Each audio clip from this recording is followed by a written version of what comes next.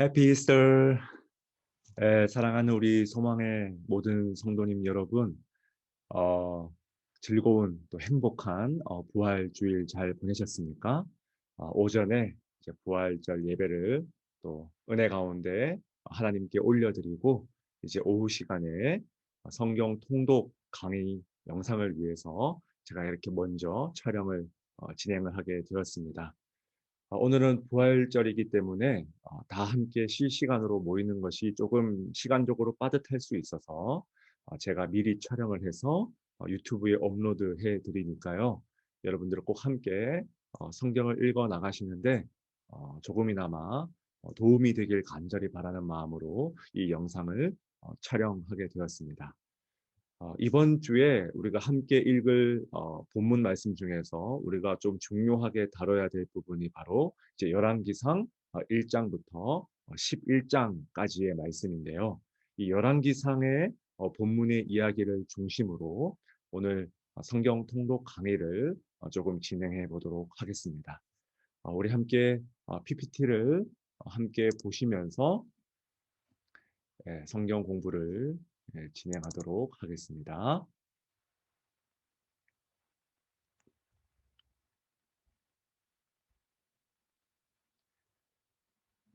자, 여기 지금 PPT 화면이 잘 보이시죠? 이번 주에 우리가 열왕기 상에서 특별히 그 중에서도 읽어야 될 본문 분량이 어디냐면 1장부터 11장까지의 본문이 되겠습니다. 열왕기 상의 우리가 이야기는 크게 두 가지로 이렇게 나눌 수 있는데 1장부터 11장까지는 솔로몬의 통치를 다루고 있고요. 이어서 12장부터 마지막 22장까지는 두 왕국의 첫 80년에 대해서 다루고 있습니다. 이제 솔로몬 시절의 이야기를 끝으로 이제 이 통일 왕국이 어떻게 여러분 나뉘어지게 됩니까? 그죠? 남유다, 유다와 베냐민 이렇게 두 지파 그리고 북이스라엘의 열 지파 이렇게 해서 두 왕국으로 나뉘어지게 되는 것을 우리가 볼 수 있습니다. 자, 그래서 이 열왕기상을 우리가 한눈에 보기 이제 시간 흐름 속에서 우리가 보자면 이제 맨 처음에 솔로몬이 이제 왕위 계승을 하는 장면이 이제 1장, 2장 걸쳐서 이제 시작이 되고 그다음에 솔로몬이 드디어 다윗 시대부터 준비되었던 그 성전을 건축하는 이야기가 나오게 됩니다. 자, 그런데 솔로몬은 갈수록 하나님의 마음에 합한 왕이었다라기보다는 점점 더 갈수록 지혜에서 벗어난 그런 모습을 우리들에게 보여주죠. 그래서 솔로몬의 죄악으로 말미암아 마침내 북왕국과 남왕국으로 나라가 쪼개지게 됩니다.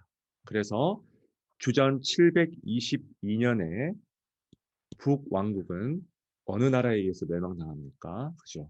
아수르에 의해서 멸망을 당하고 그리고 남왕국은 조금 더 버티긴 했지만 끝내 주전 586년에 바벨론에 의해서 멸망하고 맙니다.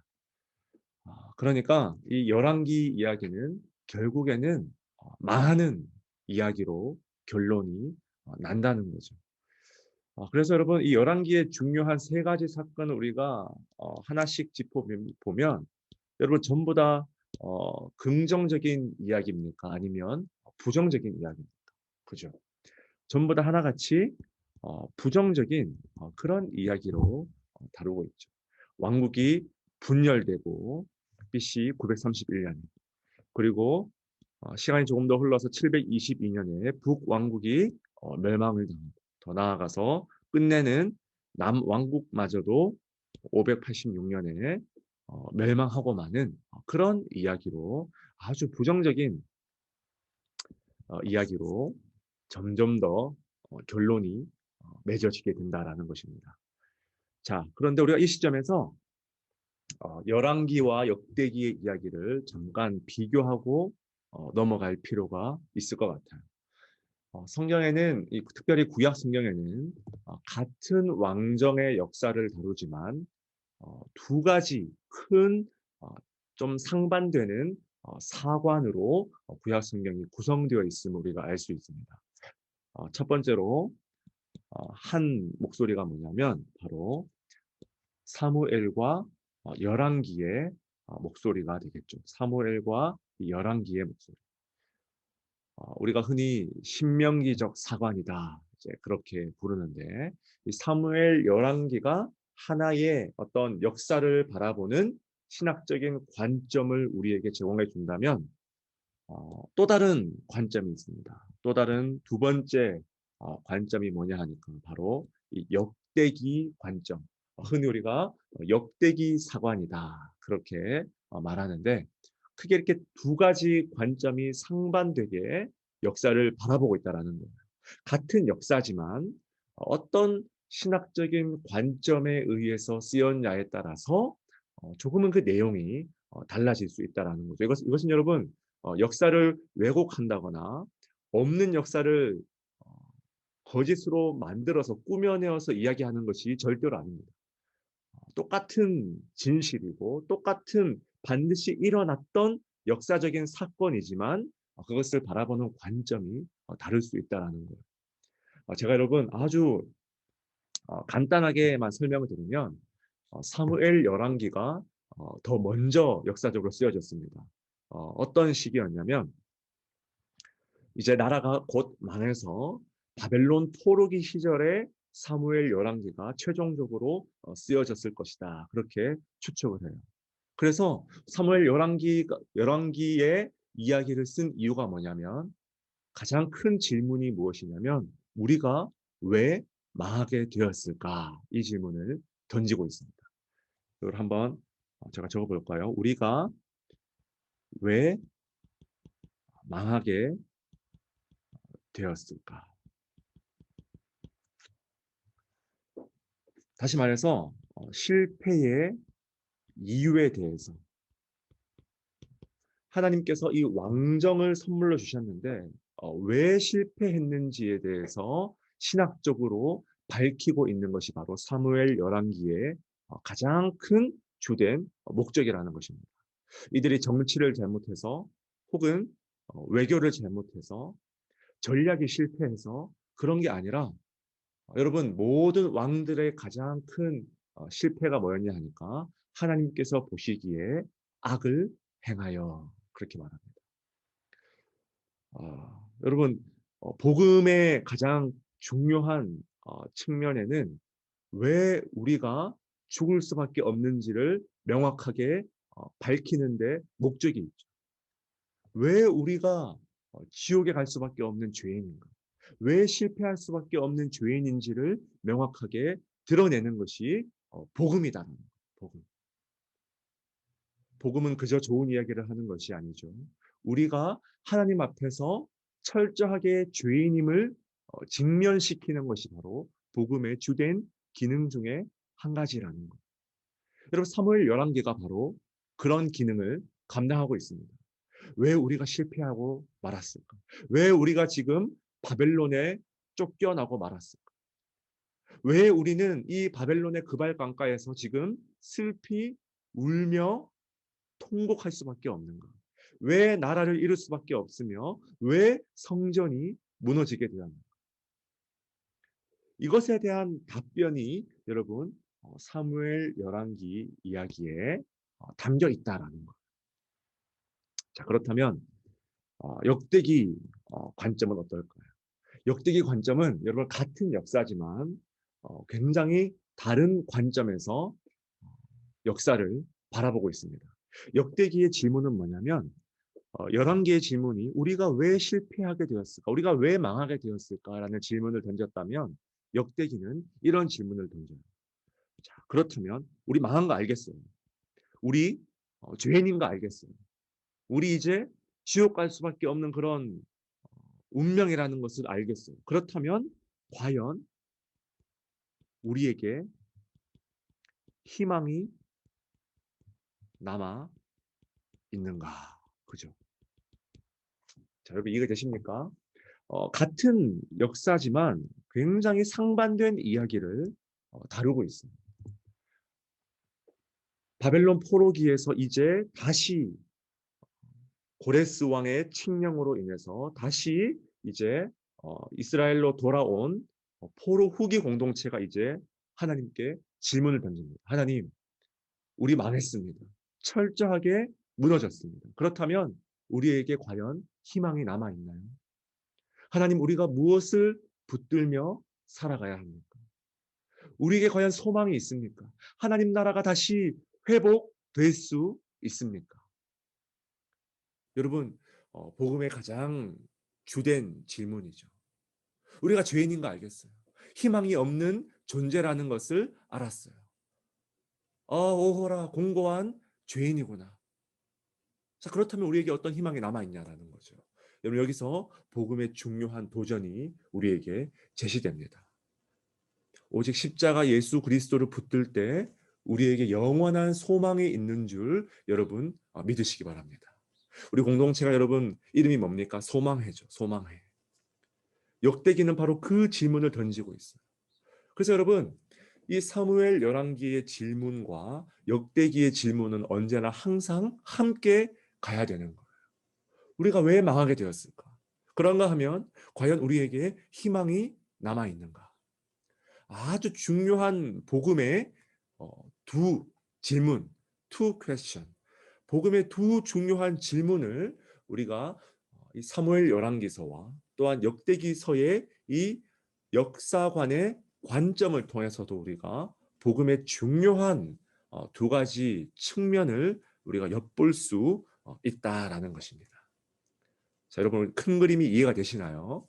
자, 여러분 이런 관점에서 우리가 보면 이제 열왕기의 이야기를 보면 열왕기의 여러분 주된 질문이 뭐라고요? 왜 우리가 실패했을까? 이번 시간에 우리가 살펴볼 열왕기상 1장부터 11장까지의 이야기를 우리가 간략하게 한번 살펴보자면 이제 솔로몬의 통치를 시작으로 이제 열왕기의 이야기가 시작이 됩니다.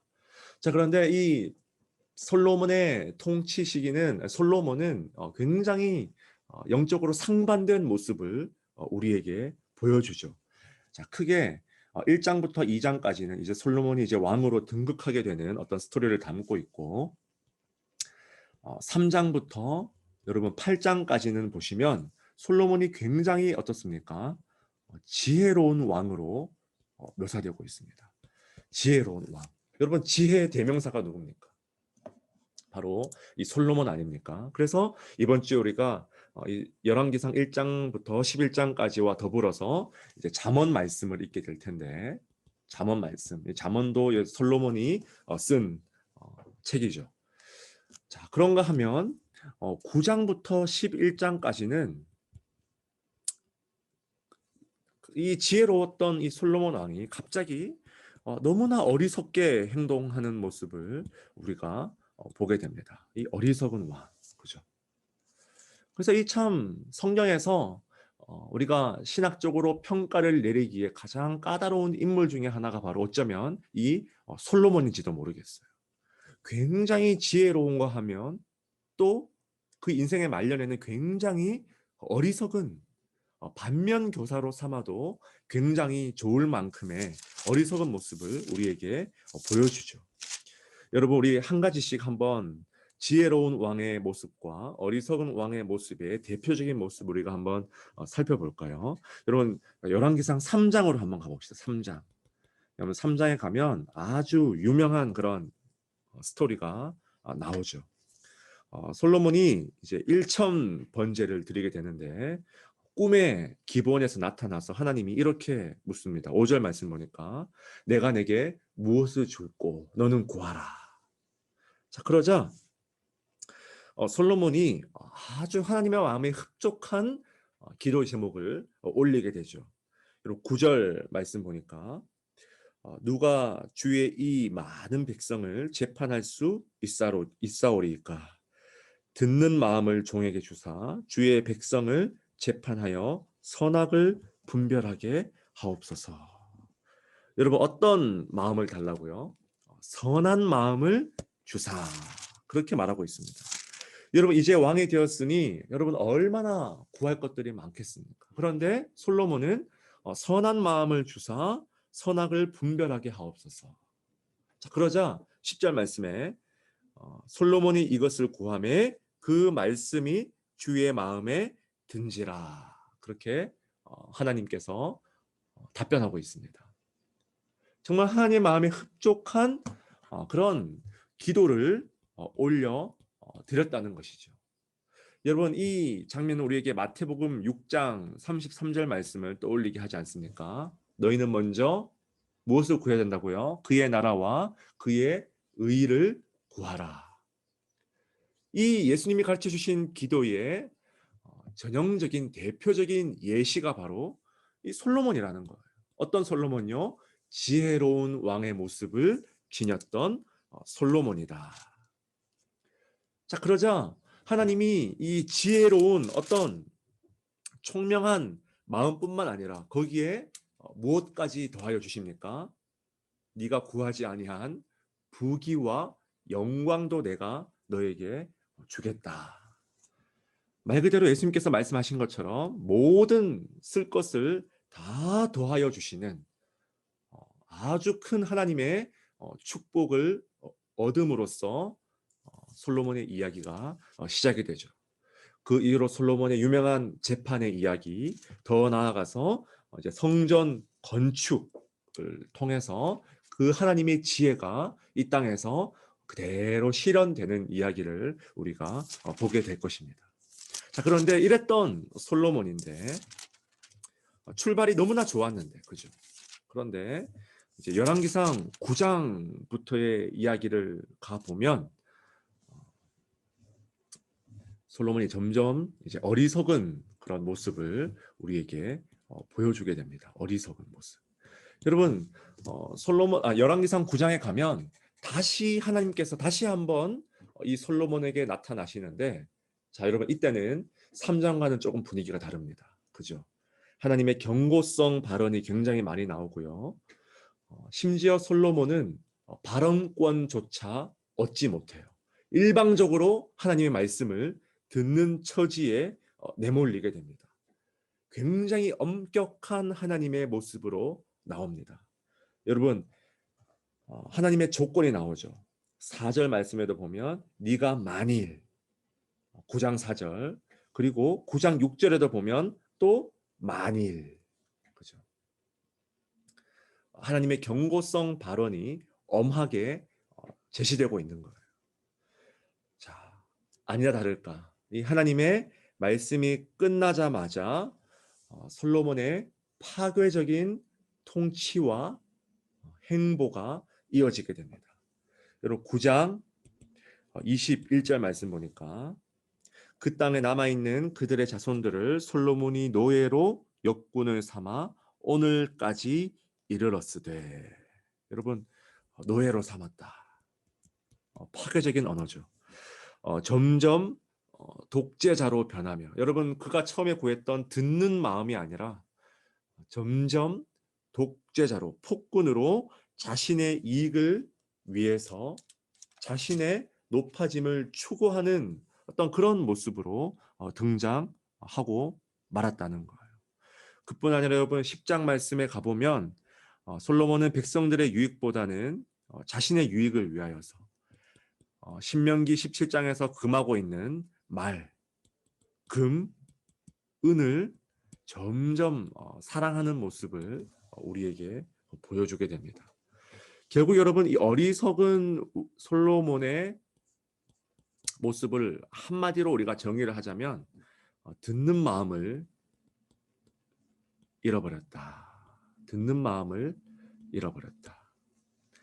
자신이 열왕기상 3장에서 했던 그 기도, 듣는 마음을 잃어버린 그 결과가 하나씩 하나씩 드러나고 있다라는 것입니다.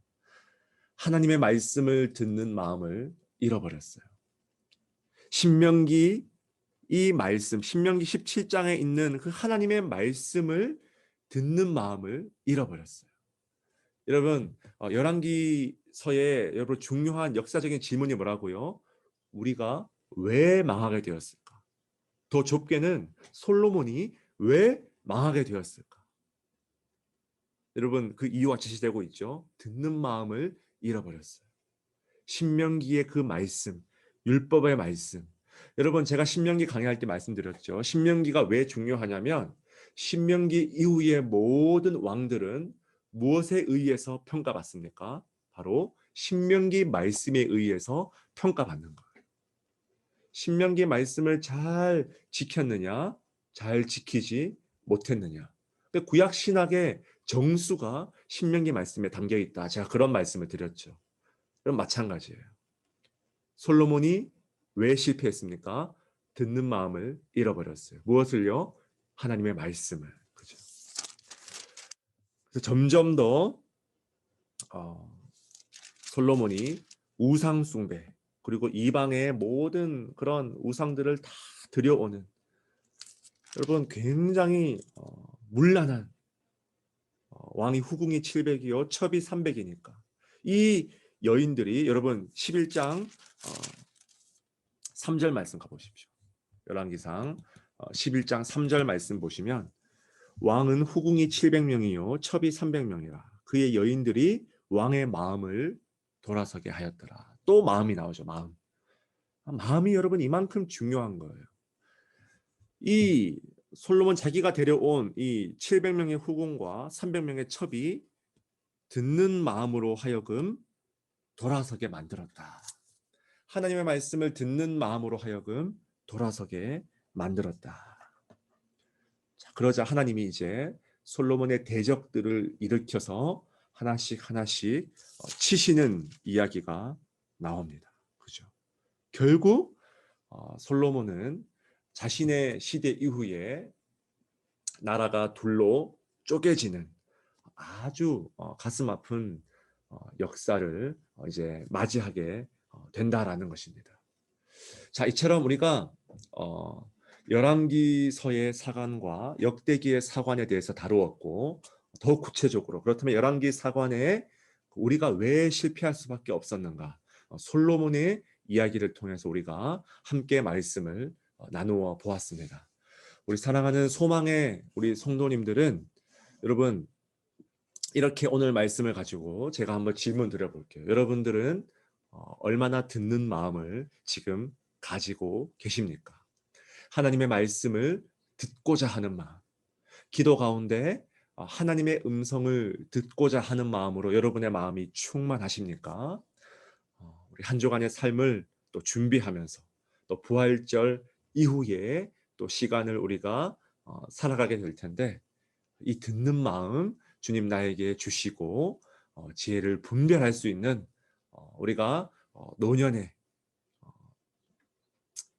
시기에 더욱더 시간이 갈수록 하나님의 지혜로 충만하여져서 듣는 마음을 가질 수 있도록 주님 우리의 삶을 인도하여 주시옵소서. 그런 마음으로 또 한 주간 살아가시길 진심으로 축원드립니다. 제가 기도하고 오늘 성경 공부 모임 마무리하도록 하겠습니다.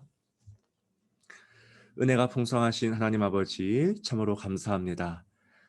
성경 통독 강의 시간을 또 함께 가지게 하시고 특별히 오늘 부활절을 맞이하여서 예수 그리스도의 그 부활을 통하여서 우리에게 참된 영생의 기쁨과 평안을 허락하여 주시니 참으로 감사드립니다.